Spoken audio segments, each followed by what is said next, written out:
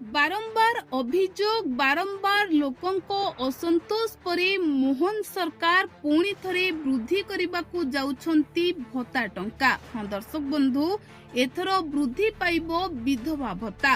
पूर्वरु 1000 टंका पाउथिबा बेले एथर केते टंका पाइबे विधवा महिला माने, आसंतु ता उपरे नजर पकाइबा।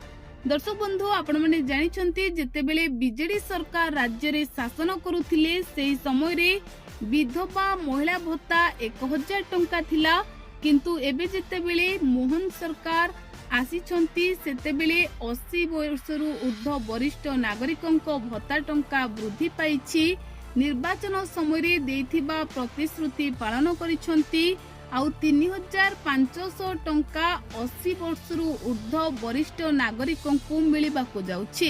हेले एही समय रे साधारण लोकंक भितरे गोटिए कथा थिला कि विधवा महिलांको भत्ता टंका को वृद्धि करा जाऊ, कारण वर्तमान समय रे 1000 टंका रे महिला माने चलिबा तांको पक्षे संभव हेउनी। जेतेबेले जने विधवा महिलाटीए परिवार चलाउछि सेतेबेले अनेक कष्टर सम्मुखीन हेउछि। तेणु विधवा भत्ता टंका को वृद्धि करबा पई साधारण रे लोके आलोचना करिथिले, सोशल मीडिया रे चर्चा करिथिले। आउ एहा उपरे मोहन सरकार दृष्टि देबार आवश्यकता रहिछि बोली लोके मध्य कहिथिले। तेबे जोरदार चर्चा परे पुणी सामना को एक बड़ खबर आसीछि। तो विधवा भत्ता केते टंका को वृद्धि पाइबा को जाउछि, आउ डेरी न करी आसंतु नजर पकाइबा। दर्शक बंधु, यह पूर्व जदि आपण भत्ता टंका को नहीं किछि मो निजर मतामत देबा को चाहुछंती, तेबे आपण मध्य आम कमेंट माध्यम रे निजर मतामत लेखि जणाई परिबे।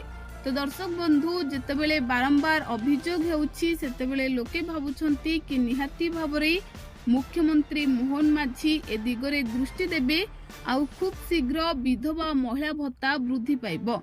किंतु दर्शक बंधु, कौन हेबो ताहा तो समय कहिबो, किंतु समस्ते आशा रखिचंती कि मुख्यमंत्री मोहन माझी ए दिगरे निहाती भाबरे दृष्टि देबे।